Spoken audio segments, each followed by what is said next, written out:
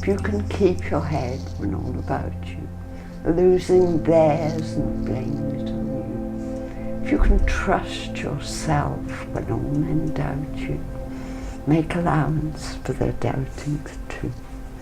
If you can wait and not be tired by waiting or being lied about, don't deal in lies. Being hated, don't give way to hating, and yet don't look too good or talk too wise. If you can dream and not make dreams your master, if you can think and not make thought your aim, if you can meet with triumph and disaster and treat those two impostors just the same, if you can bear to hear the truth you've spoken, twisted by knaves to make a trap for fools, or watch the dreams you gave your life to broken, and stoop and build them up with worn out tools. If you can make one heap of all your winnings, risk it on one turn, pitch and toss and lose, and start again at your beginnings and never breathe a word about your loss. If you can force your heart and nerve and sinew to serve their term long after they're done, and so hold on when there is nothing in you except the will which says to them, hold on. If you can talk with crowds yet keep your virtue, or walk with kings nor lose the common touch, neither foe nor loving friend can hurt you. If all men count with you, but not too much. If you can fill the unforgiving minute with 60 seconds worth of distance run, yours is the earth, and everything that's in it, and which is more. You'll be a man, my son.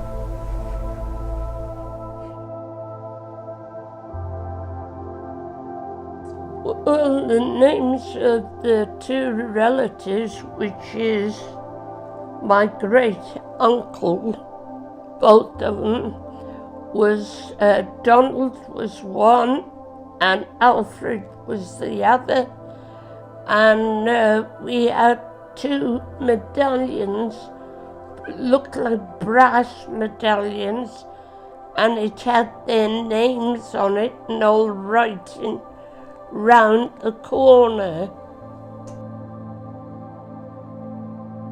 Well, all I know is that my father was a prisoner of war with the Turks, and I think he made himself generally useful in the camp, and you know, he's a cunning little devil.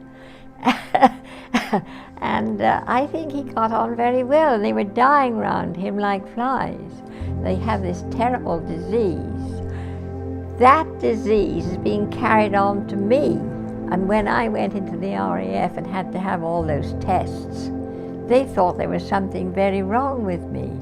And they used to give me injections, and they didn't work as far as they were concerned. Daddy just walked away, you know, he was so used to it. Yes, because we said, come on, Daddy, tell us about the war. Me and my sister. Oh, yes. What did he say? Oh, yes, he answered our questions. So he was very, very easy.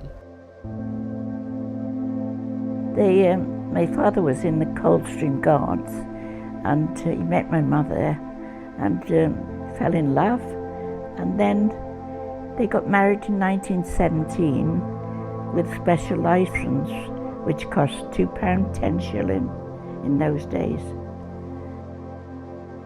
Very quiet wedding, yes, it was in those days, wasn't it? Wasn't a white wedding with bridesmaids. I don't think they had the money in those days, did they? No, they didn't talk about anything, no. But they had a happy marriage anyway.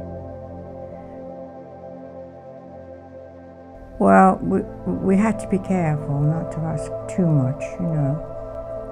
Oh, my mother was wonderful with him. No, he was a very, very clever man, and it was a pity really that he couldn't carry on with his life, because he was at the, started at the grammar school, and that was something in those days. And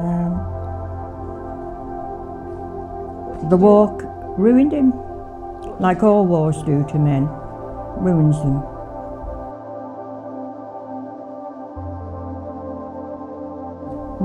Well, all I remember is I had one uncle. Oh, of course I didn't know them, first of all, but one had his head blown off, and the other one died of wounds.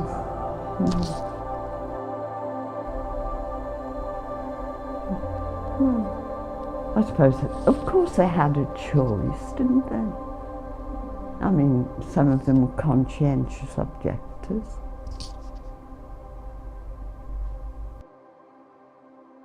You know, young men who, they wanted to go and fight, you know, but we'll show the Jews.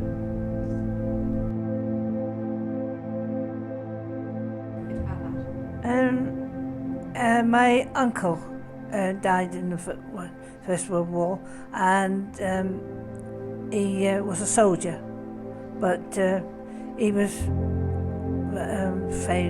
very good in the war, you know, with being a soldier, yeah. But he was a wonderful man. I asked my mum, how did he die, and she said he was bit by a bullet or by a gun, and he was a marvellous man. When people came to do the thing with everybody else, everybody seemed to enjoy, because they were saying that they didn't want it to finish, they wanted it to carry on. So we were wondering if we could get it once a week back and pay a deposit, you know, like a little thing towards it. But they said they were going to see about that, and they were going to you know, what is it? So we didn't know if it's going to work or not. I think it helps other people to get involved as well, because Linda's put so many things on down here and people just turned away. They don't want to know about it. But if anybody else comes in, they would willingly do something. So what was special about our project then? Because you came into our building and you came in to show people what you do and what you wanted them to do. And I think that was great. Because you were very, you shook hands with everybody, you were friendly with us, and you wanted to know everybody who was there.